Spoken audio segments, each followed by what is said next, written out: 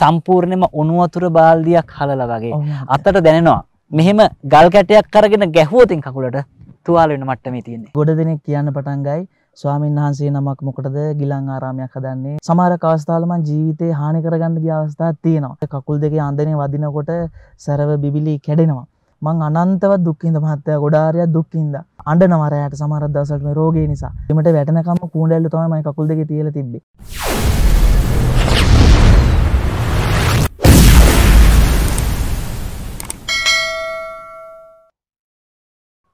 ආයුබෝවන් ආරෝග්‍ය පරමාලාභ. අපි ඇවිල්ලා ඉන්නේ ඌව පරණගමට. හරියටම කියනවා නම් ඌව පරණගම මායි මේ නුවරඑළිය දිස්ත්‍රික්කයේ තියෙන මගේ උතුරු පැත්තෙන්. දකුණු පැත්තෙන් තියෙන බණ්ඩාරවෙල. මේ අතර මැදි සීමාවේ තමයි අපි ඉන්නේ. ඌව පරණගම අදියාරවත්ත ඇල්ලන්ද සුන්දර ගම්මානයට ඇවිල්ලා ඉන්නේ. ඒකට හේතුව තමයි අපිට මීට මාසයකට පමණ කලින් ගෞරව ශාස්ත්‍රවේදී පූජ්‍යපාද පේරමණ්ඩිය ඉන්ද්‍රරතන අපේ පොඩි හාමුදුරුවෝ ආරාධනාවක් කරා. උන්වහන්සේ සිව්මහල් ගොඩනැගිල්ලක් සකසනවා. මේ ගොඩනැගිල්ල සකසන්නේ ලංකාව පුරා සිටින ගිලන් වූ භික්ෂූන් වහන්සේලාට Tamanගේ රෝගාබාධ සුව කර ගැනීම සඳහා කියලා. බුද්ධ ශාසනයට පිදෙන ඉමහත් තිලිනයක් මේක.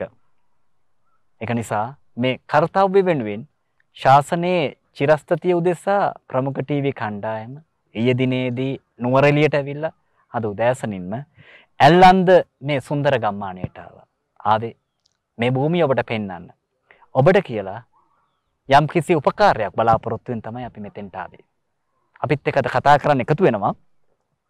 ශ්‍රී සම්බෝධි නිසල අරණ ගිලන් භික්ෂු ආරාමයේ සහ ධර්මනිකේතනය මේ සම්පූර්ණ ව්‍යාපෘතියේ ප්‍රධාන අනුශාසක සහ එහි නිර්මාතෘ ගෞරව ශාස්ත්‍රවේදී පූජ්‍යපාද පේරමණ්ඩියේ ඉන්ද්‍රරතන පොඩි හාමුදුරුවෝ. පොඩි හාමුදුරුවනේ ආයුබෝවන් තෙරුවන් සරණයි ඔබ වහන්සේට. තෙරුවන් සරණයි මහත්තයා. දැන් අපේ හාමුදුරුවනේ අපි මේ සුන්දර ගම්මානයකට ඇවිල්ලා ඉන්න වෙලාව සුන්දර කතා බහකට තමයි ප්‍රමුඛ ටීවී හරහා යොමු වෙන්න සූදානම් වෙන්නේ. අනිවාර්යයෙන්ම. අපි හාමුදුරුවන්ට වයස කීයද? මම මහත්තයා 91 11 වෙනි මාසේ 8 වෙනිදා මගේ උපන්දිනේ. දැන් අවුරුදු 29ක් යනවා. තාම අවුරුදු 30ක් නැහැ. ඔව් 30ක් නැහැ. අපි මේ ඉන්නේ ඔබ වහන්සේගේ සිහින රෝහල හදන භූමියේ. ඔව් මහත්තයා. අපි ඉදිරියේදී කතා කරන්න බලාපොරොත්තු වෙනවා මේ රෝහල හදන ව්‍යාපෘතිය පිළිබඳව. ඊට කලින් ඔබ වහන්සේ ගැන අපිට ටිකක් කියන්න ගම්පලාත අම්මා තාත්තා. ඇත්තට මහත්තයා ගම්පලාතත් මගේ මේ පැත්තෙම පේරමණ්ඩිය කියන්නේ මේ අල්ලපු ගම. මම පැවිදි වෙලා උපසම්පදා වුණේ කොළඹ රාගම වල්පොළ විද්‍යානිවාස මහා පිරිවෙනේ. මගේ ලොකු හාමුදුරුවෝ කලුගල ශ්‍රී සෝරත නායක හාමුදුරුවෝ. ඒ වගේම අනිත් මගේ ලොකු හාමුදුරුවෝ කලුවලගල විමල සාරනායක හාමුදුරුවෝ. ඉතින් ඒගොල්ලොන්ගේ ආශිර්වාදයේ මත මම මේ ප්‍රදේශයට ඇවිල්ලා ඊටාම දුෂ්කර ප්‍රදේශයක් නිසා මං ගොඩාක් උත්සාහ කරනවා ගිලන් ස්වාමීන් වහන්සේලා සඳහා ගිලන් ආරාමයක් මේ ස්ථානයේ ඉදි කරන්න. හොඳයි අපි හාමුදුරුවන්ගේ අධ්‍යාපන වටපිටාව ගැන කිව්වොත් අපසරිය. මහත්තයා මගේ පිරිවෙනේම තමයි මම ඉගෙන ගත්තේ. ඊට පස්සේ මම නුවරට ඇවිල්ලා මගේ අධ්‍යාපන කටයුතු හැදෑරුවා. ඊට පස්සේ මම නුවරඑළිය ප්‍රදේශයට ඇවිල්ලා නුවරඑළියේ මං විහාරස්ථානයක නතර වෙලා තමයි මගේ අධ්‍යාපන කටයුතු හදාරන්නේ. උපාධි කටයුතු ඉවරයි. උපාධි කටයුතු ඉවරයි මහත්තයා. ඉදිරියේදී අධ්‍යාපන කටයුතු කරන්න බලාපොරොත්තු වෙනවද අපි හාමුදුරුවෝ? අධ්‍යාපන කටයුතු කරන්න බලාපොරොත්තු වෙනවා. නමුත් මේ ආයතන හදන අතරතුර මගේ අධ්‍යාපන කටයුතුත් මං එහෙම ඉදිරියට කරගෙන යනවා. දැන් අපේ හාමුදුරුවනේ ඔබ වහන්සේ මාත් එක්ක මේ සඳහන් කරා දුරකථනයෙන් කතා කිරීමේදී අවුරුදු 8ක් රෝගාතුරව හිටියා කියලා. එහෙමයි මහත්තයා. මොකක්ද ඒ කතාව අපේ ප්‍රමුඛ ටීවී නරඹන හිතවතුන්ට කිව්වොත්? ඇත්තට මහත්තයා ඔබතුමා ඒ අහපු කාරණාව බොහොමත්ම වටිනවා. බොහෝ වෙලාවට මේ වීඩියෝ එක නරඹනකොට මහත්තයා අපිට ගොඩ දෙනෙක් කියන්න පටන් ගයි ස්වාමීන් වහන්සේ නමක් මොකටද ගිලන් ආරාමයක් හදන්නේ රජේ රෝහල් තියෙනවනේ කියලා.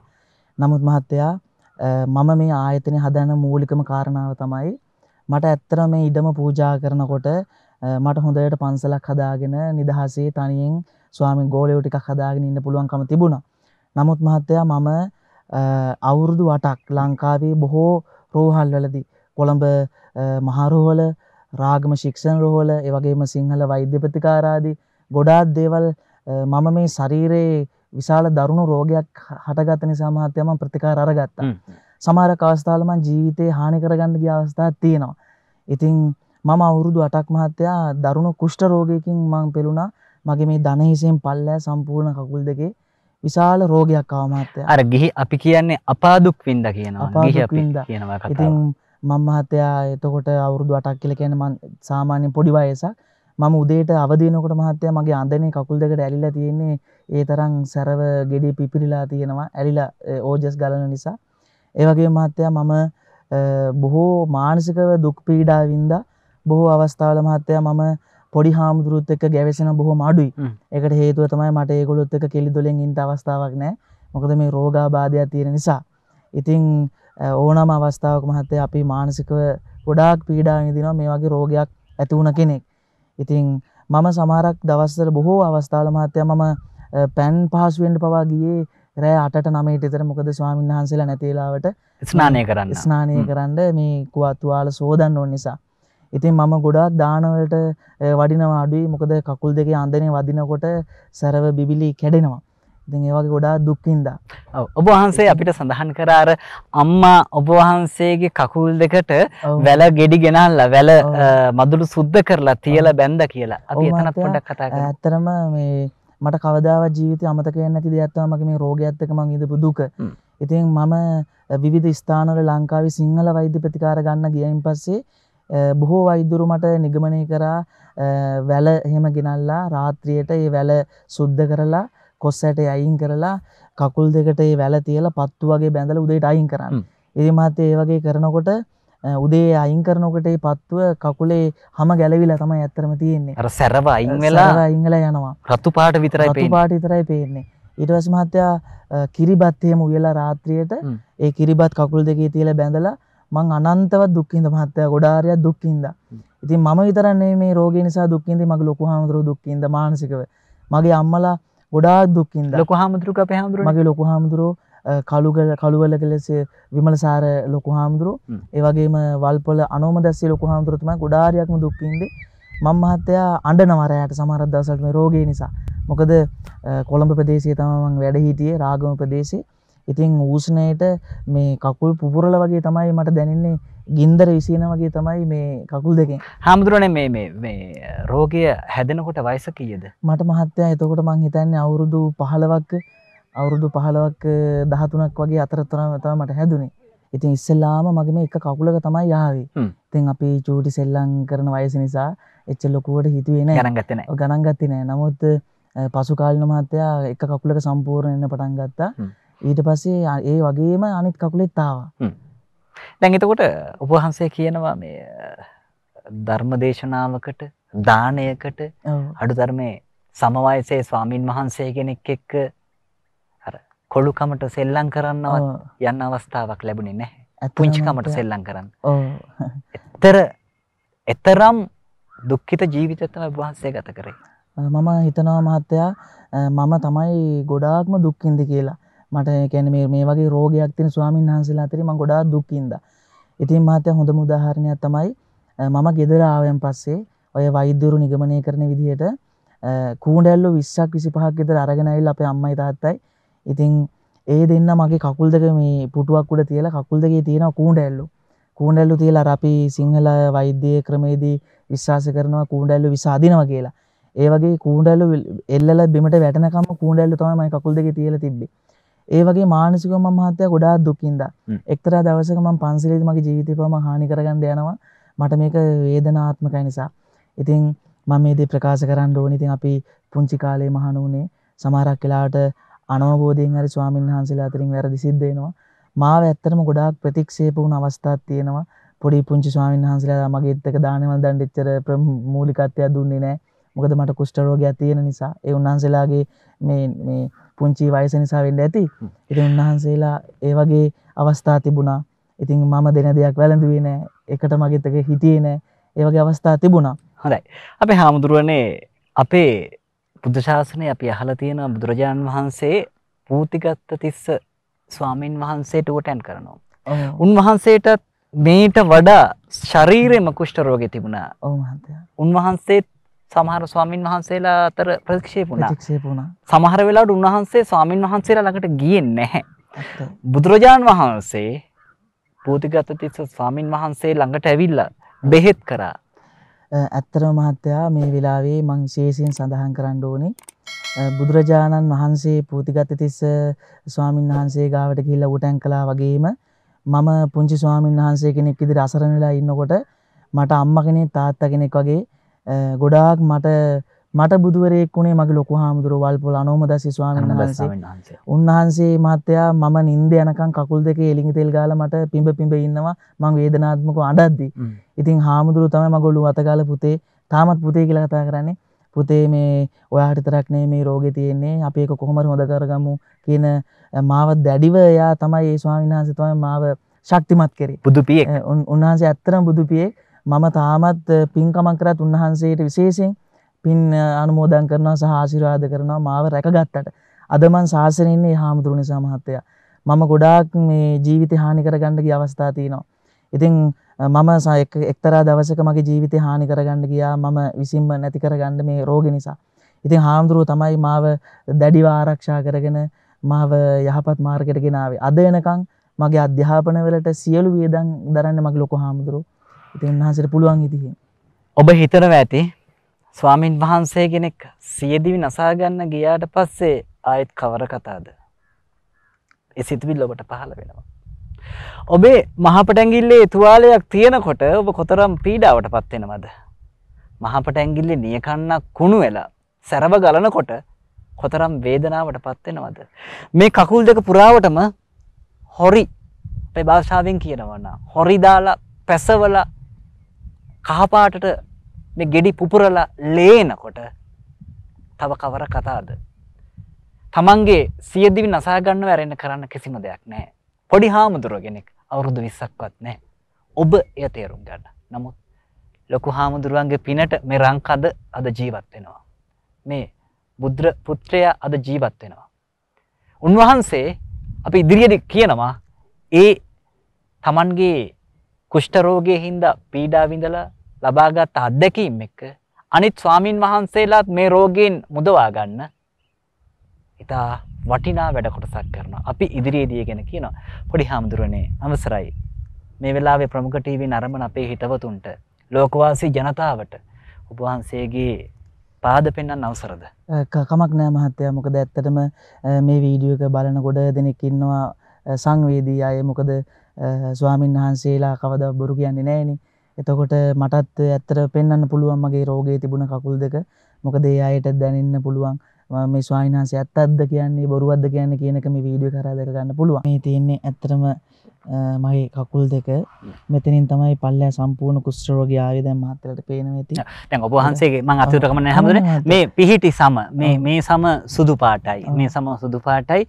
මේ ටික කළු පාටයි. දැන් මගේ අතට අහු වෙනවා දැන් මේක මේ අර සාමාන්‍යයෙන් මේ තදට පටියකින් ගැට ගහලා තිබුණාට පස්සේ හැම ඇකිලෙනවා. ඒ වගේ ස්වරූපයක් තමයි තියෙන්නේ. මේ ස්වාමින් වහන්සේගේ මේ රෝගේ නැති තවන මේ හරිය තමයි රෝගේ තිබිලා තියෙන්නේ. මේ සම්පූර්ණයෙන්ම උණු වතුර බාල්දියක් හලලා වගේ අතට දැනෙනවා.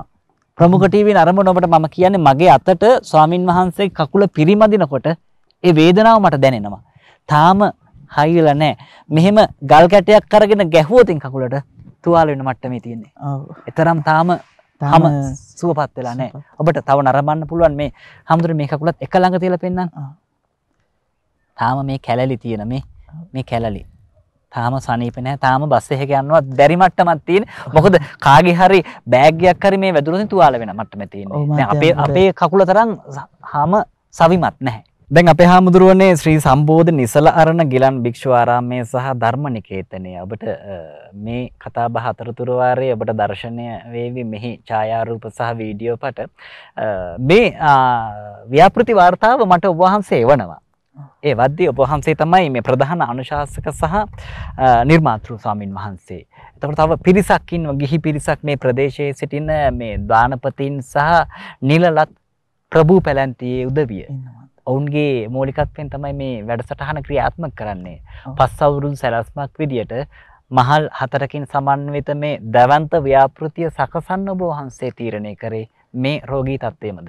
ඔව් මහත්තයා ඇත්තටම මම තනියෙන් වැඩ ඉන්න මට පන්සලක් හදනවට වඩා මම බැලුවා මගේම ස්වාමින් වහන්සේලාට අපේ හාමුදුරුවරුන්ට රෝහලක් හදන්න උන්වහන්සේලාගේ කායික සුවේ විශේෂයෙන් මානසික සුවේ සහ කායික සුවේ හේතු කරගෙන.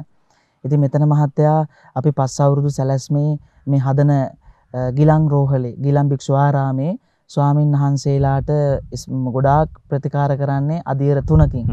ඒ අධීර 3 තමයි මහත්තයා මනෝවිද්‍යා උපදේශනය, ඒ වගේම යෝග භාවනා පුහුණුව, තුන්වෙනි අධීර තමයි මහත්තයා සිංහල ආයුර්වේද වෛද්‍ය ප්‍රතිකාර ක්‍රමය. මම පොඩ්ඩක් පැහැදිලි කරන්නම් ඇයි මම මේ මනෝවිද්‍යා උපදේශනය තෝරගත්තේ මෙතනට කියලා.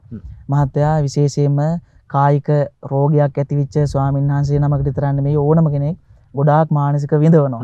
ඒ වෙලාවේ සමාජයෙන් අපි ප්‍රතික්ෂේප වෙනවා.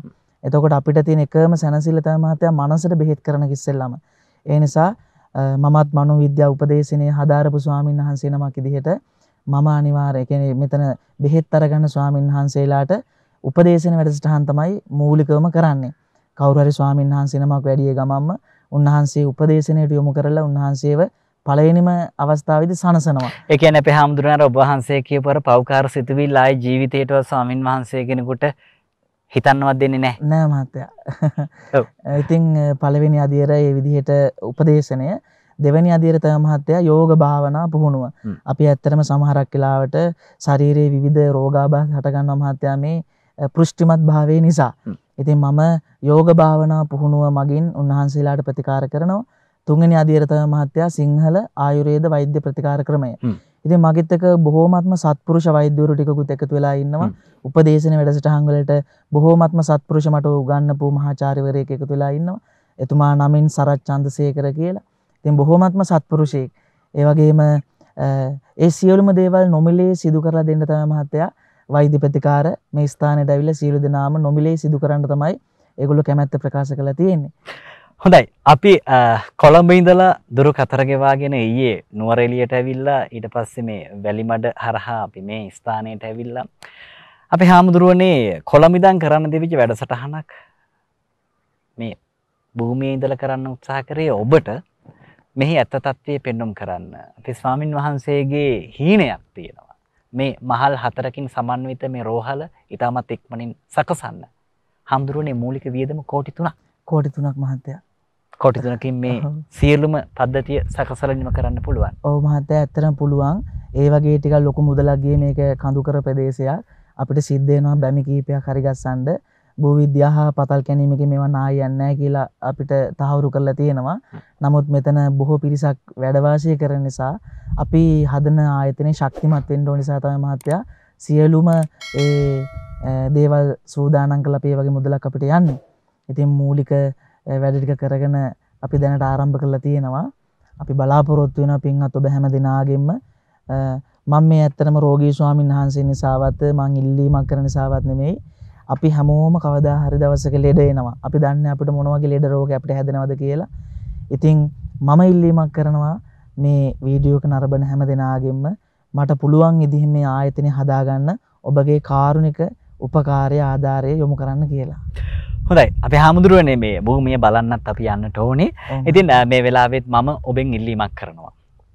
ඉදිරියේදී අපි පෙන්නනවා මේ මහල් 4ටම ගිහිල්ලා කොහොමද මේ වැඩ කටයුතු සිදු කරන්න කියලා. අවුරුදු 5ක් යනවා මේ සම්පූර්ණ ව්‍යාපෘතිය ඉදි කරන්න. මේ ව්‍යාපෘති වාර්තාව ඔබට දැක බලා ගන්න පුළුවන් PDF එකක් විදියට අපි යටින් සඳහන් කරනවා. ඒක නිසා ඔබට අවස්ථාව තියෙනවා මේ දෙවන්ත ව්‍යාපෘතියට ශ්‍රී ලංකාවේ වගේම ලෝකයේ සිටින භික්ෂුන් වහන්සේලාට මේ ස්ථානයට පැමිණිලා Tamanගේ තියෙන ලෙඩ රෝග සුවපත් කර ගැනීමේ අවස්ථාව උදා වෙන මේ උතුම් පින්කමට දායක වෙන්න ඔබට අවස්ථාව තියෙනවා. ඉදිරියේදී මතක් කරන්නම් කොහොමද ඒ ක්‍රමය කියලා. අපිත් එක්කද කතා කරන්නේ ප්‍රධාන අනුශාසක සහ නිර්මාතෘ ගෞරව ශාස්ත්‍රවේදී පූජ්‍යපාද පේරමණ්ඩියේ ඉන්ද්‍රරතන පොඩි ස්වාමීන් වහන්සේ. අපේ හාමුදුරනේ අපි ඉස්සරහට යමු එහෙමනම්. ගිහිල්ලා කතා කරමු කොහොමද මේ වැඩ කටයුතු සිදු කරන්න කියලා. අපි ඔබටත් ආරාධනා කරනවා ප්‍රමුඛ ටීවී නරඹන ඉදිරියට එන්න අපිත් එක්ක අපි ගිහිල්ලා මේ වැඩසටහන කොහොමද වෙන්නේ කියලා කතා කරලා බලමු. දැන් අපි හම්දුරනේ මේ දැන් ඔබ වහන්සේ අර සඳහන් කරපු විදියට මේ භූමි භාගය කොච්චර විතර ප්‍රමාණයක් තියෙනවද? මෙතන මහත්තයා අක්කර 1.3 කාලයක විතර භූමියක් මට පූජා කරා. ඒ පූජා කරපු අම්මත් ඇත්තටම බොහෝමත්ම ශ්‍රද්ධාවෙන් මට මේ 1.3 කාලයක භූමිය මට පූජා කළේ. ඉතින් ඒ වගේ ලොකු විශාල භූමියක් මට මේ ආයතනය හදන්න ගිලන් භික්ෂු ආරාමය හදන්න මට ලැබිලා තියෙනවා. දැන් හාමුදුරනේ මේ අපි ඉන්න ප්‍රදේශයේ වාට්ටු සංකීර්ණය හැදෙනවද? ඔව් මහත්තයා මීට වගේම තව පල්ලෑ හැදෙනවා. පල්ලෑ ඉඳන් උඩට වාට්ටු සංකීර්ණ හැදෙනවා. ඉහළ මාලෙත් තව හැදෙනවා. ඉහළ මාලෙත් හැදෙනවා. දැන් අතර ඉහළ මාලය කියන්නේ මහල් 3කින් සමන්විත මහල් 3ක් වගේ මහත්තයා මහල් 4ක් එනවා. මහල් 4ක් ඔව් එනවා. අපි පල්ලෑට පොඩ්ඩක් ගිහින් බැලුවා ඔව්. නම් පල්ලෑ තියෙනවා. පල්ලෑ ඉඳන් මට පැහැදිලි කරන්න පුළුවන් මේ ඉස්සෙල්ලාම මේ ආයතනයේ වැඩ කරන අයගේ කාමර ටික හැදෙනවා. ඊට පස්සේ ඊට උඩින් තට්ටු හැදෙනවා. දානශාලාව ස්වාමීන් වහන්සේලා 50කට විතර ඉඳගෙන වළඳන්න පුළුවන්. කියන්නේ මෙතනින් යට සීමාව. ඔව් පල්ලෑ තට්ටුවේ. ඊට පස්සේ ඒ දානශාලාවෙම ගබඩා කාමර හැදෙනවා. ඒ වගේම ඒ දානශාලාව බලා ගන්න කියන අයට ඉන්න පුළුවන් ඉතින් පොඩි කාමරයක් හැදෙනවා. ඒ වගේ ලොකු වාට්ටු සංකීර්ණයක් හැදෙනවා. ස්වාමීන් වහන්සේලා නේවාසිකව මහත්තයා 35 නමකට වැඩ ඉන්න පුළුවන් නිදහසේ. ඒ කියන්නේ මේ සීමාවේ. මේ සීමාවේ. ඒ කියන්නේ උඩ මේ සීමාවත් උඩත් ගියා මහත්තයා. එතකොට පල්ලෑත් ස්වාමීන් වහන්සේලා ටිකක් වැඩ ඉන්නවා දානශාලාව තියෙන ඒරියා එකේ. දෙවෙනි සීමාවෙත් වැඩිපුරම ස්වාමීන් වහන්සේලා ඉන්නවා. උඩම සීමාවේ මහත්තයා අර ස්වාමීන් වහන්සේලාට ඇවිල්ලා ධර්ම සාකච්ඡා කරන්න. ඒ වගේම සමහරක් අවස්ථාවල දැන් අපි ස්වාමීන් වහන්සේලා සමග මොන හරි විශේෂ පින්කමක් කරනකොට ඒ ස්වාමීන් වහන්සේලා සියලු දෙනාම උඩ මහලට වඩම්මලා තමයි මේ ආගමික වැඩ ටික කරන්න අපි සූදානම් කරගෙන යන්නේ. දැන් අපේ හාමුදුරුවනේ මේ අක්කරයයි 3 කාලක භූමි ප්‍රමාණයක් තමයි ඔබ වහන්සේට පූජා කරේ මේ මෑණියන්. දැන් මේ භූමියේ සම්පූර්ණයෙන්ම මේ රෝහල ඉදි කරන්න ඔබ වහන්සේ අදහස් කරනවද? ඇත්තටම මහත්තයා මම මේ 1.3 කාලෙම අක්කර 1.3 කාලෙම මේ රෝහල හදන්නේ නැහැ. මොකද දැන් සමහරක් වෙලාවට මහත්තයා මේක දුෂ්කර ප්‍රදේශයක්. දුෂ්කර ප්‍රදේශයක් කියලා කියන්නේ බදුල්ල දිස්ත්‍රික්කයේ හදන පළවෙනිම ගිලන් භික්ෂු ආරාමේ බොහෝ වෙලාවට පිට ප්‍රදේශ වලින් මේ ස්ථානෙට ස්වාමීන් වහන්සේලාට බෙහෙත් කරන්න දානි පූජා කරන්න පිරිස් එන්න බලාපොරොත්තු වෙමින් ඉන්නවනේ.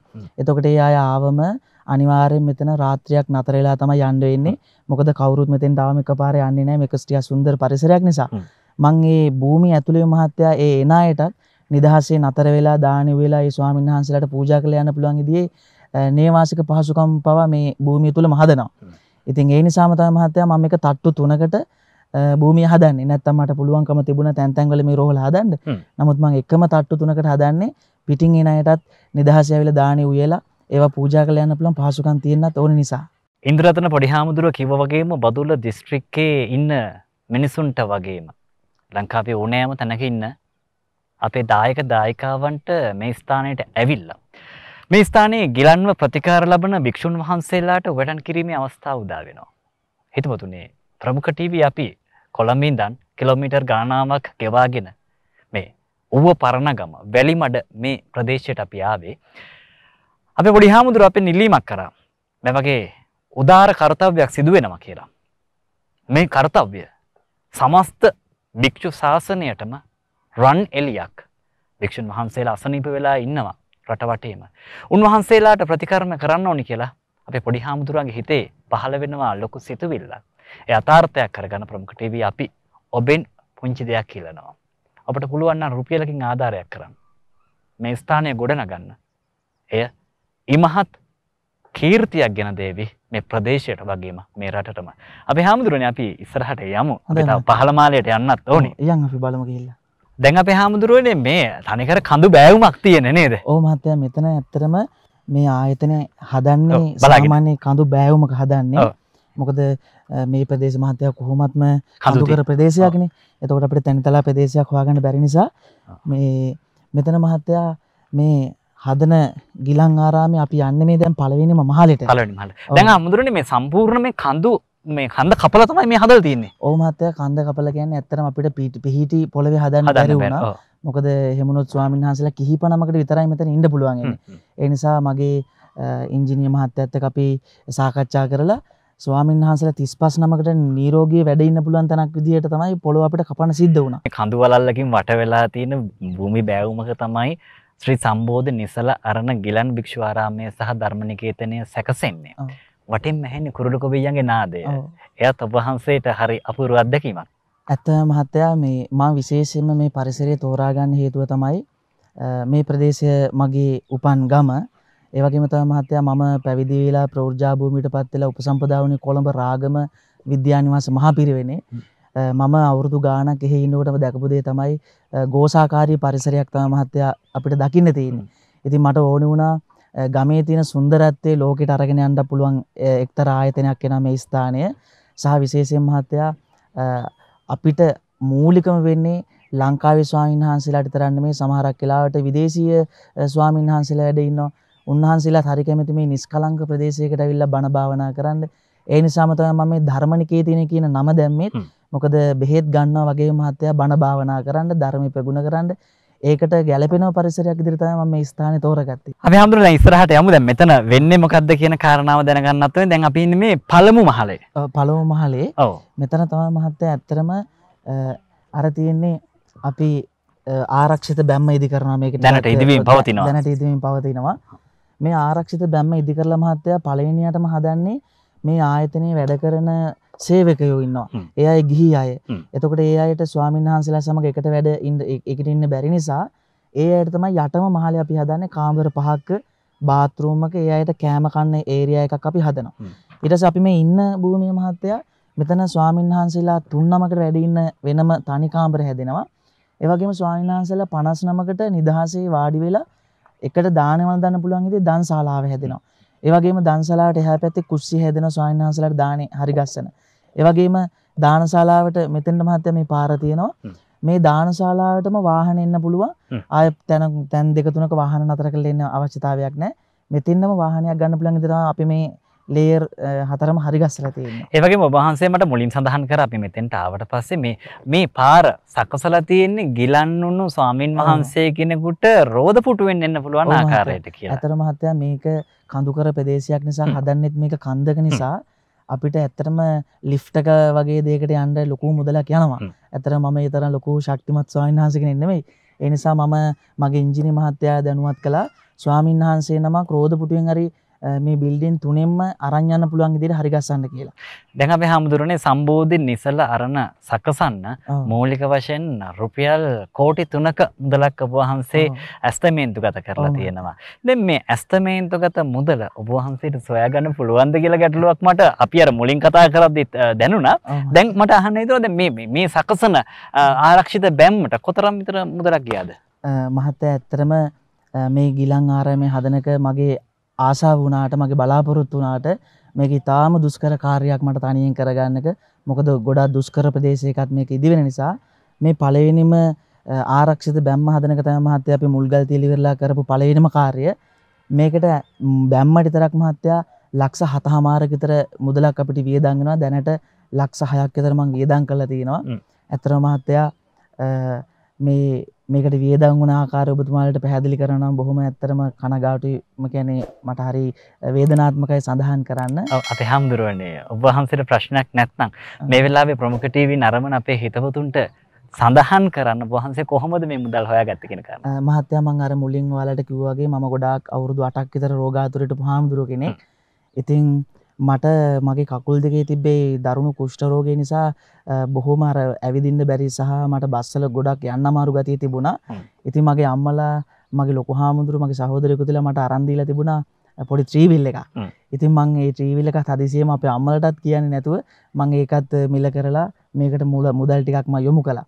ඒ වගේම මට මුදල් හදිසියෙම රුපියල් 30000ක වගේ මුදලක් අවශ්‍යලා මම අපේ අම්මට කිව්වම අම්මාගේ තිබ්බ චේන් එක උකස් කරලා තමයි මට රුපියල් 30000ක මුදලක් දුන්නේ. අම්මා රැකියාවක් කරන හම්දුරනේ. අම්මා ඉතින් චූටි කඩයක් කරගෙන ඉන්නවා. ඒකත් අපේ අයියලා දාලා දීපු එකක් තමයි. මහා ලොකු වත්කමක් තියෙන පවුලක් නෙමෙයි. එහෙමනම් මං හිතන්නේ අපිට එතන වත්කමක් තියෙනවා කියලා. මොකද ඇත්තටම මට එකම වත්කම තියෙන්නේ මට හොඳ අම්මා කෙනෙක් තාත්තා කෙනෙක් ඉන්නවා. ඒ වගේම මට සත්පුරුෂ සහෝදර 3 දෙනෙක් ඉන්නවා. ඒ වගේම මට ගොඩාක් එකතු වෙලා මේ ආයතනයේ උදව් කරන්න මහත්තයා එකතු වෙලා ඉන්න සත්පුරුෂයෝ. වචනෙන් විතරක් නෙමෙයි ක්‍රියාවෙමුත් උදව් කරන සත්පුරුෂයෝ මට එකතු වෙලා ඉන්නවා. දැන් අපේ හාමුදුරුවනේ මේ වැලි ට්‍රැක්ටරයක් මේ තැනට ගේන එකත් හරි අමාරුයි. ලොකු දුෂ්කරතාවයක් තියෙනවා මහත්තයා ඇත්තටම. දැන් අපි ඉස්සරහට ගියොත් අපේ බාසුන් නැහලා වැඩ කරනවා මේ වෙලාවේ. දැන් මේ මෙතන තමයි මම හිතන්නේ මුල්ගල් තියලා තියෙන්නේ නේද? මෙතන අපි මුල්ගල් තියෙන උස්සේ මෙතන තමයි අරගත්තේ. මෙතන තමයි මහත්තයා දාන්සලාවෙම හැදින්න අපි මුලින් පැහැදිලි කරා වගේ. දැන් අපේ හාමුදුරුවනේ මේ අපි පහළ මාලේ මෙතන ඉඳන් බලමු මේ මට හිතා ගන්න බෑ මේක හැදුනන් පස්සේ මොන වගේ view එකක් තියෙයිද කියලා. ඒ තරමට ලස්සනයි දැන් මේ පිටිපේ ඔක්කොම පේන්නේ බෑවුම. බෑවුම. දැන් මේ බාසුන් හැල වැඩ කරන්නේ මෙතන මේ අර ආරක්ෂිත බැම්ම. ආරක්ෂිත බැම්ම. ලක්ෂ 7මාරක් වියදම් වෙනවා මේ බැම්ම සකසන්න. මූලිකම බැම්මට මහත්තයා ලක්ෂ 7මාරක් තමයි අපිට වියදම් වෙන්නේ. දැනට අපි ලක්ෂ 6ක විතර වියදම් කරලා තිනවා. ඒ වගේම මේ බැමියකින් එකට මහත්තයා ගාන අපිට වෙනස් වෙනවා. එතකොට මේ හදන මේ ආයතනයේ මහත්තයා තව විශේෂ දෙයක් මට පැහැදිලි කරන්න ඕනේ. දැන් මහත්තයාට පේන ඇති මේ වටේට මල් හැදිලා තියෙනවා. අර ආයත කුඹුරු යාය පේනවා. කඳු ටික පේනවා. ඉතින් මේ හැදෙන ආයතනයේ වටේටම මහත්තයා අපි ආවරණය කරන්නේ වීදුරු වලින්. ඔව්. දැන් අපේ හාමුදුරනේ ඔබ වහන්සේ මට අපි දුරකථන මාර්ගයෙන් කතා කිරීමේදී යොමු කරා ශ්‍රී සම්බෝධි නිසල අරම ගිලන් භික්ෂු ආරාමයේ සහ ධර්මනිකේතනීය ගොඩනැංවීමේ ව්‍යාපෘති වාර්තාව. මේ ඊටමත් පැහැදිලිව හදලා තියෙනවා. මෙහි ආරම්භ කරනවා වර්ෂයේ විදියට 2020 සඳහන් කරලා තියෙනවා. අවසන් කරන වර්ෂයේ 2025 සඳහන් කරලා තියෙනවා. මේ වෙලාවේ ප්‍රමුඛ ටීවී නරඹනකොට අපි මෙහි විස්තර අපි දාලා තියෙනවා. අපිට පුළුවන් ලින්ක් එකට ගිහිල්ලා මේ සියලු දේවල් නරඹන්න. මේ ව්‍යාපෘති වාර්තාවේ A to Z හැම දෙයක්ම සඳහන් කරලා තියෙනවා. මෙහි අනුශාසක ස්වාමින් වහන්සේ, කාරක සභාව, සංවිධායක මණ්ඩලය මේ හැම දිනාගේම නම් පිළිවෙලින් සඳහන් කරලා තියෙනවා. කොහොමද මේ වැඩේ කටයුත්ත කරන්නේ, සකසන්නේ, ව්‍යාපෘතියට කොතරම් මුදලක් යනවද, මේ හැම දෙයක්ම ඔබට නරඹන්න අවස්ථාව තියෙන ප්‍රමුඛ ටීවී හරහා. අපි හාමුදුරනේ දැන් අපි යන්නට ඕනේ පහළ මාලයට. ඒ බිම් මාලයට යන්නත් පුළුවන් වේවිද? පුළුවන් යන්න අපි. හොඳයි. අපි යමු මේ බිම් මාලයට පොඩ්ඩක් මේ බෑවුම්. ඔව් පොඩ පරිස්සමෙන් යන්න ඕනේ අපි. ඊයේ මං හිතන්නේ හැමදෙරේ වැහැලත් වගේ මේ හැරිට. ඔව් පොඩ්ඩක් මේ දෙස් ටිකේ වැස්සත්. දැන් අපි මේ පහළ මාලයට තමයි හිමින් පරිස්සමට යන්නේ. ඔව්. අපේ බාසුන්නේ මහත්තයලා වැඩ කරනවා. ඔවුන් එක්කත් කතා කරන්නට ඕනේ මේ කොහොමද මේ තැන වැඩ කටයුතු කියලා. මේ දැන් අපි පහළ මාලයට ඇවිල්ලා ඉන්නේ හාමුදුරුවනේ ආරක්ෂිත බැම්ම ඉදි වෙනවා. ආරක්ෂිත බැම්ම ඉදි වෙනවා. දැන් අපේ හාමුදුරුවනේ මේ භූමියේ නිර්මාණය වෙන්නේ සේවකයන් සඳහා. ඔව් මහත්තයා මොකද අර මම මුලින් සඳහන් කළා වගේ මෙතන තමයි වැඩ කරන අය ඇවිල්ලා නවාතැන් ගන්න. ඊට පස්සේ ඒගොල්ලෝ කෑම කන්නේ, ඒගොල්ලෝගේ වැසිකිලි කැසිකිලි පල්ලෙහාම මාළෙම තමයි හදන්නේ. දැන් හාමුදුරුවනේ මේ ප්‍රධාන පාරේ ඉඳලා මෙතෙන්ට කොච්චර දුරයිද? ප්‍රධාන පාර කියන්නේ මහත්තයා දැන් පිටින් කවුරු හරි කෙනෙක් එනවා නම් නුවර පැත්තෙන් නුවරින් ගෙලින්ම වලපනේට ඇවිල්ලා වලපනෙන් නෙල් දණ්ඩා ඉන්න මඩුල්ලට ආවම මේ ආයතනයේ තියෙන තැන පේනවා. දැන් අපි ආවේ වැලිමඩින්. අපි ආයේ මහත්තයා මේ නුවරඑළියේ ඉඳන් මඩුල්ලට ඇවිල්ලා. මඩුල්ලට වැලිමඩ පාරේ නෙමෙයි වැලිමඩ පාරේ ආවේ. ඔව් වැලිමඩ පාරේ. එතකොට දැන් මේ ප්‍රධාන පාර තියෙන මහත්තයා වැලිමඩ නුවර ප්‍රධාන කාපට් පාර. එතකොට පිටින් කවුරු කෙනෙක් එනවා නම් පාරවල් එහෙම බොහොම හොඳට තියෙනවා. වැලිමඩ පැත්තෙන් එනවා නම් ලූණුවත්ත අඹගස් දොවේ පාරේ එන්න පුළුවන් අදියාරවත්තට. නුවරින් එනවා නම් වලපනේ නෙල් දණ්ඩා එන පාරේ එන්න පුළුවන්. දැන් අපි හාමුදුරනේ අපි මේ පහළ මාලේ ඉන්න ගමන් අපි ඉස්සරහා මේ බාසුන් හැලත් ඉන්නවා. ඔව් ඉන්නවා. අපි බාසුන් ගැන පොඩ්ඩක් කතා කරමුද? මං චුට්ටක් මේ බාසුන් ගැන කියන්නම්. මේ බාසුන් ඇහි ඇත්තටම මට හම්බුනේ මේ කීප දෙනෙක්ගේම රෙකමෙන්ඩේෂන් එක තිබුණා මට. ඔබතුමා එන්න බාසුන් ඇහි. ඉතින් මේ වගේ ආයතනයක් හදනකොට මහත්තයා ඇත්තටම ශ්‍රද්ධාව කියන එක තියෙන්න ඕනේ. සමහරක් වෙලාවට බොහෝ දෙනෙක් ඉතින් අර සල්ලිම මත්තනේ යන්නේ. නමුත් මෙතුමත් එක්ක අපි සාකච්ඡා කරලා මුල්ගල් තියෙන උත්සවයටත් ගෙන්නලා මුල්ගල් තිබ්බෙත් මෙතුමා ලං කරගෙන තමයි. ඉතින් මෙතුමා බොහොමත්ම ශ්‍රද්ධාවෙන් මේ ආයතනය හදන්නේ. ආයිබෝන් ඔබතුමාට. දැන් ඔබතුමා මේ කොතරම් කාලෙක ඉඳලා මේ වැඩ කටයුතු කරනවද? දැන් මේ මාසයක විතර කාලෙක ඉඳලා. නම් පොඩි තරම් ලේසි පහසු කාර්යයක් නෙවෙයි. දැන් ඉතින් මේ ඉස්සෙල්ලාම අහන්න ඕනේ දැන් මෙවැනි ව්‍යාපෘතියකට සම්බන්ධ වීම සම්බන්ධයෙන් ඔබතුමාගේ අදහස් මොකද්ද? ගොඩක් බලපොරොත්තු තිබුණා මේක අර ගිලන් ආරාමයක් හදන හින්දා මේක දායකත්වය ලබා දීලා මේ වැඩ ටික අපේ ආම්දුරන්ට කරලා දෙන්න. දැන් ඒක තමයි මූලික අරමුණ. දැන් කොච්චර කවුරු කොහොම කිව්වත් සෑම දෙයක්ම මුදල් මතනේ තීරණය වෙන්නේ. දැන් ඔබතුමා මේකට ලක්ෂ 7මාරක වියදමක් කියලා තියෙන මේ මූලික වැඩ කටයුතු කරන්න. නමුත් ඊට වැඩිය මුදලක් වැය වෙනව නේද? වැය වෙනවා. නමුත් මේක අර මෙතන මේ කරන්න ඕන හින්දා කරගෙන යනවා අපි. ඊටම සුළු මුදලකට වගේ. හොඳයි ඔබතුමාට ගොඩක් ස්තුතිවන්ත වෙනවා අපේ හාමුදුරුවන්ට මෙවැනි යෝධ සංවර්ධන ව්‍යාපෘතියකට පෙදරේරුවෙකු විදියට කටයුතු කරන්න ඔබතුමාගේ සියලුම ශක්තිය යොදවන්න කියලා මම ප්‍රාර්ථනා කරනවා. ගොඩක් ස්තුතියි ඔබතුමාට. අපි හාමුදුරනේ මේ අපි උඩට යන්නත් ඕනි. ඊට කලින් මේ ස්ථානයේදීම කතා කරන්න ඕනි තවත් දෙයක් මට හිතුණා. ඔව් මහත්තයා. ඔබ වහන්සේගේ අතේ බැංකු පොතක් තියෙනවා. ඔව් මහත්තයා. අපි මේක ගැන ඔබ වහන්සේ ඉස්සෙල්ලම සඳහන් කරන්නකෝ. මහත්තයා ඇත්තටම මේ ආයතනය හදනවා කියන කාරණාව සුළුපටු කාරණාවක් නෙමෙයි. මේක නගරබද සිද්ධ කරන එකක් නෙමෙයි. ග්‍රාමීය සිද්ධ කරන කාර්යයක්. මහ විශාල මුදලක් මට වියදම් වෙනවා. ඉතින් මම මේ වීඩියෝ එක නරඹන හැමෝගෙම ඉල්ලා සිටින කාරුණික ඉල්ලීමක් මේ වීඩියෝ එක බලලා මට පුළුවන් නම් මං වෙනුවෙන් නෙමෙයි ශාසනය වෙනුවෙන් පුංචි ආධාරයක් කරන්න පුළුවන් කමක් තියෙනවා නම් බොහොමත්ම පින්. මොකද මේ හදන්නේ මං වගේම රෝගාතුර වෙච්ච ස්වාමීන් වහන්සේලා නිරෝගී කරවන ආයතනයක්. ඒ නිසා ඔව් අපේ හාමුදුරුවනේ දැන් ප්‍රමුඛ ටීවී නරඹන ඔබට මම මෙන්න මෙහෙම කියනවා. මගේ හිතේ තියෙන්නේ මහජන බැංකුවේ ඉතුරුම් ගිණුමක්. මහජන බැංකුව නුවරඑළිය ශාඛාවේ ඉතුරුම් ගිණුමක්. මෙහි අපේ හාමුදුරුවනේ නම සඳහන් වෙන්නේ ගිණුම් හිමියගේ ශ්‍රී සම්බෝධි නිසල අරම ගිලන් භික්ෂු ආරාමයේ. දැන් මගේ ආදරණීය හිතවතුනි අපේ ශ්‍රී ලාංකීය සහෝදරවරුනි අම්මේ තාත්තේ අයියා අක්කේ නංගි මල්ලිය. ලංකාවේ වගේම විදේශ රටවලත් අපේ හිතවතුන් ඉන්නවා. ඔබ ලංකාවේ විවසනයක් වුණ වෙලාවක ඇත්තටම එකතු වෙනවා. අපි දැක්කා වර්තමානයේ මේ කොරෝනා සමයේදීත් ඔබ එකතු වුණා. ලංකාවට නියඟයක් ආවත් ඔබ එකතු වුණා. ලංකාවේ බොහෝ වෙහෙර විහාර ඔබේ දානමය උපකාර වලින් තමයි සැකසෙන්නේ. මේ වීඩියෝ නරඹන විදේශ රටවල ඉන්න ඔබට ශ්‍රී ලාංකීය ඔබට හැම දිනාටම මම කියන්නේ ඔබට පුළුවන් නම් මේ පොත පුරවන්න. ඔබට පුළුවන් නම් මේ පොත පුරවන්න රුපියල් වලින් මේ මහල් 4කින් සමන්විත නිසල අරම නිතකෙම්ම ඉදි වේවි වසර 5ක් යන්නට මත්තෙන්. අපිට පුළුවන් මේ ගිණුම් අංකයට ඔබේ මුදල් බැර කරන්න. දැන් මෙහි තියෙන මුදල මම සඳහන් කරන්නම් ඔබට. 2020 අගෝස්තු මාසේ 18 වෙනිදා ආරම්භක ශේෂයක් විදියට රුපියල් 2000ක ගිණුමකින් තමයි මෙය ආරම්භ කරන්නේ. රුපියල් 2000යි මෙහි තාම තියෙන ඔබට පුළුවන් මෙයට වටිනාකමක් එකතු කරන්න. අපේ පොඩි හාමුදුරුවන්ගේ හීනය යථාර්ථයක් කරන්න පුළුවන්. පොඩි හාමුදුරුවෝ හීන දකින්නේ පොඩි හාමුදුරන්ට ගෙනියන්න නෙමෙයි. පොඩි හාමුදුරන්ගේ අම්මට තාත්තට නෙමෙයි. පොඩි හාමුදුරුවෝ කිව්වා සහෝදරයෝ 3 දෙනෙක් ඉන්නවා කියලා. ඔවුන් 3 දෙනාට නෙමෙයි.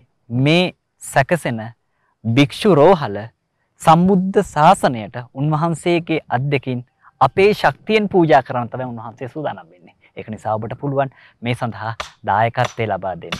අපි හාමුදුරුවනේ උඩට ගිහිලා තව ටිකක් කතා කරමු. හරි. දැන් අපේ හාමුදුරුවනේ අපි ආයෙත් ආවේ මේ දෙවන මහලයට. ඔව් මහත්තයා. දැන් මේ ගිලන් භික්ෂු රෝහලක්නේ අපි හදන්නේ හාමුදුරුවනේ. ඇත්තටම මේ භික්ෂු රෝහලක් හදන්න ඔබ වහන්සේට හිතුනේ මේ කකුල් දෙකේ තුවාල සනීප වුණ නිසාමද? එහෙමත් නැත්නම් අපේ රටේ මේ ස්වාමින් වහන්සේලා විඳින දුක දැකලාද?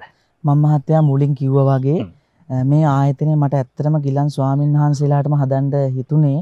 ලංකාවේ විවිධ ප්‍රදේශවලට අපි ගියාම රෝහල් වලට ගියාම අපි දකිනවා ස්වාමීන් වහන්සේලාට විතරක්ම නිදහසේ උන්වහන්සේලාගේ මානසික සහ කායික නිරෝගීකමට ආයතන බොහොම අඩුයි. රජයේ රෝහලකට ගියත් මහත්තයා භික්ෂු වාට්ටුවක් විතරයි තියෙන්නේ. ඒ නිසාම තමයි මම කල්පනා කරේ මම වගේම දුක් විඳින තවත් ස්වාමීන් වහන්සේලා මේ ශාසනයේ ඉන්නවා.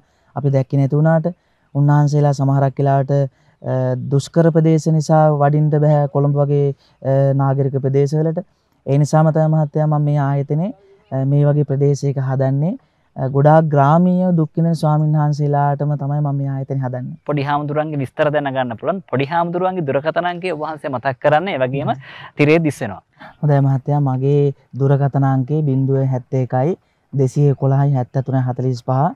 මම මේ මගේ ආයතනයේ සාර්ථක කරගන්න පුංචි උදව්වක් කරන මගේ මේ රත්තරන් මිනිස්සුන්ට මම ඊටාම කාරුණිකව කියන්නේ ඔබට මම මේ කරදර කරනවා නෙමෙයි මේ හදන්නේ ඇත්තටම ස්වාමින් වහන්සේලාගේ නිරෝගීකම සඳහා ආයතනයක්. ඔබ ගොඩාක් ආර්ථික අපහසුතාව තියෙන මිනිස්සු කියලා අපි දන්නවා. නමුත් ඒ ආර්ථික අපහසුතාව මැද පුළුවන් නම් මගේ මේ ආයතනේ හදාගන්න පුංචි උදව්වක් කරන්න. ඒක ඔබ මේ සංසාරේ කරගන්න මහා කුසලයක්. මොකද අපි දන්නවා රෝගී ස්වාමින් වහන්සේලාට අපෝපස්ථාන කරන්න පුළුවන් ස්ථානයකට උදව් කරනවා කියලා කියන්නේ උන්වහන්සේලා රැක බලා ගන්න උදව් කරනවා කියන්නේ සත්පුරුෂ පින්වත්නි මහා බොහෝමත්ම වටිනා කුසලයක්. ඒ නිසා ඒ කුසලයේ බලයෙන් ඔබට නිවන් අවබෝධ වේවා කියලා මම ප්‍රාර්ථනා කරනවා. හොඳයි. අපේ හාමුදුරුවනේ මේ ඔබ වහන්සේ කියු පරිද්දෙන් මේ වැඩසටහන නරඹන ප්‍රමුඛ ටීවී හරහා ඔබ මේ වැඩසටහන නරඹනවා. නරඹන අතරතුර වාරයේ ඔබට පුළුවන් මේ වැඩසටහන මුහුණු පොත හරහා Facebook මාර්කෙන් ෂෙයා කරන්න. ඔබට පුළුවන් පොඩි හාමුදුරුවන්ගේ දුරකථන අංකයට කතා කරලා මේ ස්ථානයට පැමිණිලා නරඹන්න. මේ කරන වැඩේ කොහොමද කියලා දැවැන්ත ව්‍යාපෘතියක්. රජයෙන් කරන්න ඕනි වැඩක්. තනි හාමුදුරුවෝ කෙනෙක් ගමේ දායක දායිකාව උවසියන් එකතු කරගෙන මේ කරන්නේ මහත් සත්ක්‍රියාවක්. ඒක නිසා ඔබට පුළුවන් අවස්ථාව අපි ලබා දෙනවා තවත් එක් කාර්යයක්. අපි දන්නවා ලංකාවේ ගොඩක් YouTube channel තියෙනවා. YouTube නාලිකා තියෙනවා. YouTube අයිතිකාරීත්වයේ දරන මගේ සහෝදරයන්ට මම මේ කියන්නේ. අපි ප්‍රමුඛ ටීවී ආයතනයක් වශයෙන් කොළඹ ඉඳලා මෙහෙට ඇවිල්ලා මේ දුෂ්කර ප්‍රදේශයේ සැරිසරලා මේ ලස්සන දර්ශන ඔබට පෙන්වන්නේ. ඔබට පුළුවන් ඔබගේ නාලිකාව හරහා අපි නොමිලේම මේ ලබා දෙනවා සමාජ සත්කාරයක් විදියට. ඔබට පුළුවන් ප්‍රචාරය කරන්න. වැඩි වැඩියෙන් ප්‍රචාරයක් ලබා දෙන්න. අපි YouTube නාලිකා 10ක් එකට එක්වෙමු. පොඩි හාමුදුරුවන්ගේ හීනය සපත කරමු. ඒක නිසා මගේ ආදරණීය YouTube නාලිකා හිමිකරුවන්ට මිලක් අරගන්නේ නැතුව මේ නොමිල කර්තව්‍ය කරන්න අමිල මෙහෙවරක් වෙනුවෙන් අපි පොඩි හාමුදුරුවන්ගේ ශ්‍රී සම්බෝධි නිසල අරණ ගිලන් භික්ෂු ආරාමයේ සහ ධර්ම නිකේතනය අවුරුදු 5කින් නෙමෙයි මගේ හාමුදුරුවනේ අවුරුදු 3ක් ඇතුළත අපි සමාජ මාධ්‍ය එකතු වෙලා හදලා දෙන්න මේ ආයාචනය ඔබටයි. හාමුදුරනේ අපි ඉස්සරහට ගිහලා තව කතා කරමු. අර අම්මත් සූදානම්ෙන් ඉන්නවා මේ ඉඩම් පරිත්‍යාග කරපු කතා කරන්න අපිත් එක්ක. එතුමියත් ඇවිල්ලා ඉන්නවා. මේ අම්මත් මේ ප්‍රදේශයේමද? මේ අම්මත් ඇත්තටම මුල් දවස්වල මෙහි තමයි ජීවත් වෙන්නේ. දැන් ඉතින් බණ්ඩාරලි ප්‍රදේශයේ ඉන්නවා. ඊට පස්සේ නුවර ප්‍රදේශයේ ඉන්නවා. අපි මෙතන. ආයිබන් ඔබතුමියට. ඔබතුමිය වර්තමාන ශ්‍රී ලංකාවේ සමස්ත කාන්තා පරපුරටම කලඑලියක්. ඔබතුමියගේ නම? නම දේවිකා මිරහවත්ත. දේවිකා මහත්මිය දැන් මේ භූමිය පූජා කරේ අපි පොඩි හාමුදුරුවන්ට. පොඩි හාමුදුරුවන්ගේ හිතේ තියෙන බලාපොරොත්තුව 150ක් දැන් ඉටු වෙලා තියෙන්නේ. ඉතුරු වැඩ කොටස තමයි අපි සමාජ ජාල මාධ්‍ය හරහා මේ මුදල් එකතු කරලා මේ ස්ථානයේ සකසන්න හදන්නේ. ඔබතුමියට මොකද්ද හිතෙන්නේ? මට මම හිතුවට වැඩිය මට ගොඩාක් සතුටුයි. ඉන්ද්‍රරතන හිමියන් කියන්නේ මම දැකලා නැති එකපාරම දැක්ක කෙනෙක්. අහම්බෙන් දැක්ක කෙනෙක්. ඊට කලින් හම් වෙලා නැහැ. නෑ ඊට කලින් මට හම් වෙලා නෑ. මම උන්වහන්සේගේ සිල්වත්කමට පළවෙනියටම කැමති වුණා. නිර්ලෝභීව අම්මා කියලා කතා කරපු එකට මම කැමති වුණා. ඒ දෙක තමයි මුල් අඩිතාලම උනේ. ඒක මගේ අදහස ටක් ගාලා උන්වහන්සේට මම කැමැත්ත ප්‍රකාශ කරා. මම වහන්සේට මම ඉදන් පූජා කරන්නම්. හැබැයි මෙතන භික්ෂු ගිලන් රෝලක් හදන අදහසක් මගේ හිතක තිබුණේම නෑ. පන්සලක් වගේ දෙයක් තමයි මම හිතන් හිටියේ. භික්ෂු ගිලන් ආරාමයක් කරම මට තවත් සතුටුයි. මම හිතපු තැනට වැඩි ගොඩාක් දහස් ගණක් ඉදිරියට ගියා මගේ අදහස. අපි හැමෝම ලෙඩ වෙනවා. අපි හැමෝම ලෙඩ වෙනවා. එනසත් මම වෙන වෙන පන්සල් වල භික්ෂු මේ ගිලන් භික්ෂුන් වහන්සේලාට මම උපස්ථාන කරනවා. මට උපස්ථාන කරන්න මට කරන්න පුළුවන් දේවල් බෙහෙත් හේත් වලින් පෝෂණ දේවල් වලින් මම මේ දේවල් කරනවා. ඉතින් මේක මම මගේ ළඟට ආපු මට මහාම වාසනාවක්. ඇත්තටම ඔබතුමී මමක්ද? මමක් මටම ලොකු පුතාලා දෙන්නෙක් ඉන්නවා. ඒ දෙන ව්‍යාපාර කරන්නේ. ඉතින් ඒක දෙන්නගෙන් මට කිසිම අවහිරයක් නැහැ. මගේ කිසිම පින් වැඩවලට එහෙම මේ වියදම් කරා කියලා එහෙම කිසිම ප්‍රශ්නයක් නැහැ. මේ විතරක් නෙවෙයි මට තව කෙරෙන් තියෙන දේවල් තියෙනවා. මගේ තව ලොකු බලාපොරොත්තු තියෙනවා. ඉදිරියේදී වච්චන් බලාපොරොත්තු වෙනවා. කොහොම නමුත් ඉන්ද්‍රරතන හිමියන් කියන්නේ වයසෙන් අඩු වුණාට ලොකු ශක්තියක් තියෙන කෙනෙක්. ආත්ම ශක්තියක් තියෙනවා. ඕන දෙයකට එඩිතර මුණ දෙනවා. කිසි කෙනෙකුට ඒ කියන්නේ වචන වලට බය නැති දක්ෂ ශක්තිමත් කෙනෙක් එඩිතර කෙනෙක්. ඒක තමයි මේ අද රටේ වෙන්නත් ඕනේ. අපේ අරමුණ කරා අපිට යන්න පුළුවන් වෙන්න ශක්තිය වෙන්න ඕනේ. මගෙත් හදවතින්ම උපරිමයෙන්ම මං අපි කවුරුත් නැරෙනවනේ. ඒ මොහොත තාක් මේ ආරාමයට උපරිමයෙන් උපකාර කරන තමයි මගේ එකම අදහස. එකම ශක්තිය. පුතාලත් ඉදිරියේදී දේ කරනවා. එදා මුල්ගල් තියෙන දවසේ තිබිච්ච ඒ උත්සවෙත් බොහොම බොහොම ඉහළ මට්ටමින් කරා. ඒක මං හිතුවේ නෑ ඉන්ද්‍රරතන හිමියන් එච්චර ලොකු දෙයක් කරා කියන්නේ. ඒ කියන්නේ මේ හැමෝගේ මේ මුළු පළාත ගස්ගල් වල පවා ආශිර්වාද ලැබුණ උන්වහන්සේ එච්චර ශක්තිමත් වුණා. ඒක තමයි ගොඩාක්ම වටින්නේ මට. ඉතින් අපේ පුතාලගෙත් හිතවල ඇස්සල කඳුළු එන මට්ටමට ආවා කියන්නේ මුළු ප්‍රදේශයත් මේක කතා කරා. ඒ කියන්නේ ලොකුම ශක්තියක් ඒක අපිට. මං කියා හිතන්නේ මම ඇත්තටම පෙර ආත්මික ඉඳලා ආපු මගේ දරුවෙක් හා සමාන උන්වහන්සේට මට දෙන්න පුළුවන් ශක්තිය තව තව දෙන්න ලැබේවා කියලා මම මේ පරිසරයෙන් පවා ඉල්ලනවා. අතීතයේ අපි අහලා තියෙන විසාකා මහ උපාසිකාව ගැන ඔබතුමිය වර්තමාන විසාකාවක්. ඒ වගේම ඔබතුමිය හරි අපූර්ව ලස්සන කතාවක් කියනවා. මේ භූමිය දීලා නිකන් ඉන්නේ නැහැ. ඔව්. ඉදිරියටත් අපේ හාමුදුරුවෝ මෙතුමිය කියන ඉදිරියටත් මගේ උපරිම වැඩ කටයුතු කරනවා. ඒ කියන්නේ මිලන්නේ යන්නේ එකයි. මෙතුමිය මේ මිල කළ නොහැකි භූමි භාගයක් අක්කරයක් සහ තවත් 3 කාලක් පරිත්‍යාග කරන ඒ ඉඩමන මේ ප්‍රමාණය විතරක් නෙවෙයි මම දැනුත් හිතුවේ මෙතන ඉඩ මදි වගේ හිතනවා හිතනවා නම් මේක තව දෙන්න මම සූදානම්ෙන් ඉන්නවා. එදා මේ ඉන්ද්‍රරතන හිමියන්ගේ ඒ පන්සලේ ලොකු හාමුදුර වැඩි වෙලාත් මම උන්වහන්සේට කියා හිටියේ මේ භූමි ප්‍රමාණය විතරක් නෙවෙයි මට තව දෙන්න අවශ්‍යතාවයක් තියෙනවා. ඉතින් ඉඩ මදි නම් මම ඒත් දෙන්න සූදානම්ෙන් ඉන්නවා කියන එක. හොඳයි. මේ එක කාන්තා රත්නයක් මේ වෙලාවේ ප්‍රමුඛ ටීවී නරඹන ඔබට පුළුවන් මේ වගේ වෙන්න ඉඩම් පරිත්‍යාග නොකරත් ඔබට පුළුවන් මේ නිසල අරණ සකසන්න ඔබේ සහයෝගය ලබා දෙන ඔබතුමියට ස්තුතිවන්ත වෙනවා. තවත් චිරාත් කාලයක් සම්බුද්ධ ශාසනයට වැඩ කටයුතු කරන්න හැකියාව ශක්තිය ධෛර්යය ඔබතුමන්ලාට ශක්තිය ලැබේවා ඉන්ද්‍රරතන හිමියන්ට උපකාර කරන්න. මේක ඉන්ද්‍රරතන හිමියන්ට නේ මුළු ලෝකෙමින් හිමි වහන්සේලාට කරන උපස්ථානයක් වගේම අසරණ මිනිසුන්ට පින්දහම් කරගන්න තියෙන අවස්ථාවක්. ඒ අවස්ථාව එදා මේ මුල්ගල් තියෙන අවස්ථාවෙත් මේ අසරණ මිනිස්සු ගොඩාක් ආවා. වතුර කලෙන්ද ඒගොල්ලෝගේ ශ්‍රමය දුන්න විදිය වයසක අය. ඒ වෙලාවෙම මගේ නම් හිත පිරුණා. මම අදහස් කරපු දේ මට ලැබුණා කියන එකයි. ඉන්ද්‍රරතන හිමියන්ට ඊට වැඩි දසදහස් වාරයක් පිං. ඒ අදහස මෙතෙන්ට ගෙනාවට. ඔබතුමීට ස්තුතිවන්ත වෙන අපිත් එක්ක වචනයක් විදා හදාගන්න එකතු වීම පිළිබඳව බණ්ඩාරවින්දන් ආවේ නේද උදේම. එවනම් මේ ප්‍රමුඛ ටීවී ඔබට ආරාධනා කරලා සිටිනවා තවත් අපි ඉස්සරහට කතා කරන්න ඕනේ අපේ හාමුදුරුවෝ අපි ඉදිරියට යමු.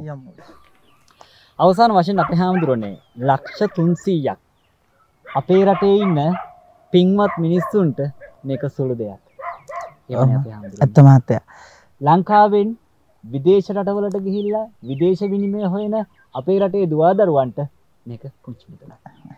මේ පොඩි හාමුදුරුවන්ගේ රත්තරන් හීනය සැබෑ කරගන්න ඔබට පුළුවන් අවස්ථාව උදා කරගන්න. අවසාන වශයෙන් පොඩි හාමුදුරුවනේ. මහත්තයා මේ වෙලාවේ මට ඇත්තටම විශේෂ ස්තුතියක් කරන්න ඕනේ ප්‍රමුඛ ටීවී ඔබතුමා ඇතුළු කාර්ය මණ්ඩලයට. ඒකට හේතුව තමයි මම ගොඩාක් ඉතින් කීප දෙනෙකුට කතා කරා. නමුත් මේ වගේ දුෂ්කර ප්‍රදේශයකට එනකොට ගොඩ දෙනෙක් මග හරිනවා. නමුත් ඔබතුමාලා නිර්ලෝභීව මුදලක් බලාපොරොත්තු වෙන්නේ නැතිව මෙතෙන්ට ඇවිල්ලා අපේ හාමුදුරනේ අපි මේක කරලා දෙන්නම් සම්බුද්ධ ශාසනය වෙනුවෙන් මේක කරන්න කියන වචනෙට මහත්තයා මම ගොඩාක් සතුටු වුණා. ඉතින් ඒ නිසා පළවෙනිම ස්තුතිය මම ඔබතුමාලාට පුද කරන්න කැමතියි. ඒ වගේම තමයි මේ ආයතනයේට දැන් මේ වීඩියෝ එක නරඹලා ගොඩ දෙනෙක් ලංකාවේ පිට රටේ ඉන්න විදේශිකයෝ මේ අපේ මේ වීඩියෝ එක දකිනවා. ඉතින් මම ඒ අයට අත් දෙක දෑත් කළා ස්තුති පාල කරනවා පුණ්‍යානුමෝදනා පූර්වක ස්තුති කරනවා මගේ මේ ආයතනය හදාගන්න කරන්නා වූ පුංචි හෝ උදව්ව උපකාරයට. ඒ නිසා මම හැමෝටම ආරාධනා කරනවා මේ ස්ථානයට එන්න, ඇවිල්ලා මට ශක්තියක් එන්න. මේ හදන්නේ ඔබගේත් මගේත් අපි හැමෝගේම සම්බුද්ධ ශාසනයෙන් ඉදි කරන ගිලන් රෝහලක්. අපි ඊයේ දවසේ තමයි මේ ප්‍රදේශයට ආවේ. ඇත්තටම ඔබට නැවත වතාවක් මම කියන්නේ YouTube නාලිකා හිමියනි මේ වැඩසටහන ඔබගේ නාලිකාවේ ප්‍රචාරය කරලා පොඩි හාමුදුරුවන්ගේ හීනේ යථාර්ථයක් කරන්න අවස්ථාව ලබා ගන්න. එවනම් අපේ හාමුදුරුවනේ හොඳයි මහත්තයා. මේ සිව්මහල් ප්‍රාසාදය වසර 5කින් නෙවෙයි වසර 3කින් ඉදිවන දාට මෙවැනිම වැඩසටහනකින් අපි හමු වෙමු. හොඳයි මහත්තයා. තෙරුවන් සරණයි. හොඳයි තෙරුවන් සරණයි මහත්තයා.